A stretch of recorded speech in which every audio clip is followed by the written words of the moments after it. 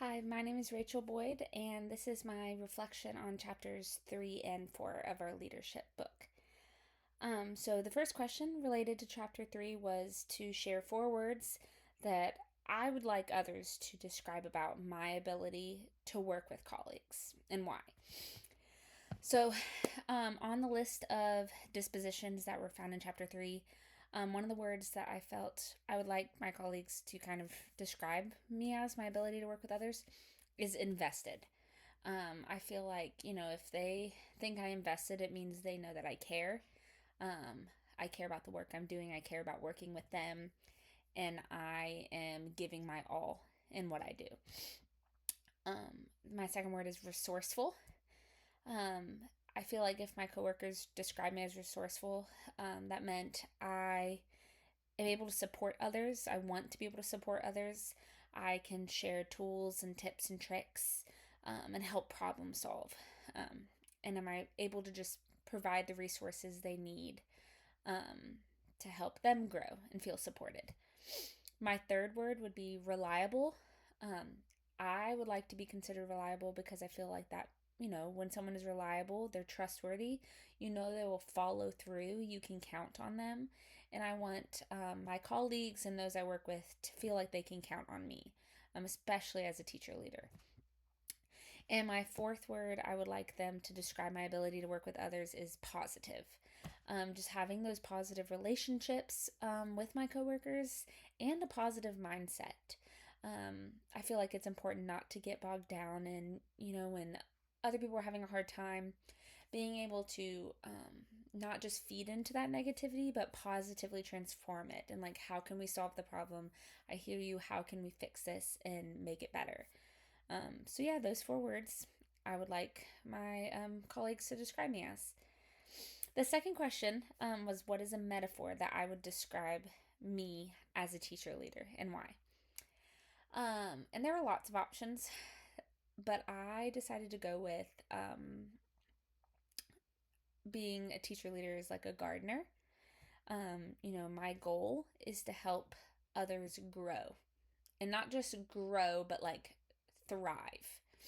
Um, and, as a gardener, as a teacher leader, I have to know my colleagues well, kind of like how a gardener knows the different plants and crops they have and what helps those crops grow and what might harm those crops and not help them grow as much.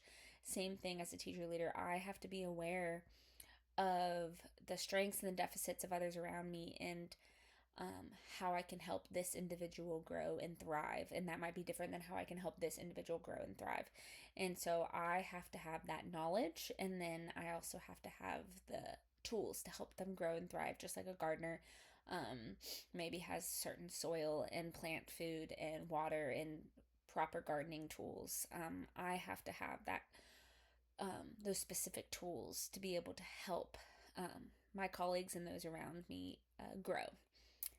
Um, Question 3 for chapter 4 is, why do you feel it's important to develop and enhance your own metacognitive skills as it relates to the school environment?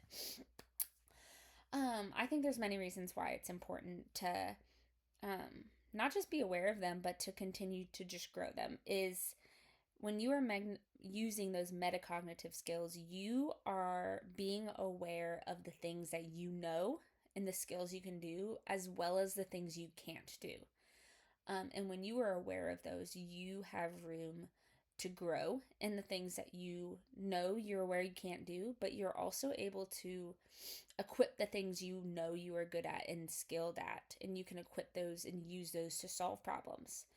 Um, it's also important to enhance my metacognitive skills because it's important to know how I work best and how I learn best, but also know that that's me and not everybody works and learns that same way. And being aware of that and learning how other people also could learn best and work best, it helps me grow and teach and guide fellow coworkers and other teachers, being aware of the different ways we all learn and think and grow.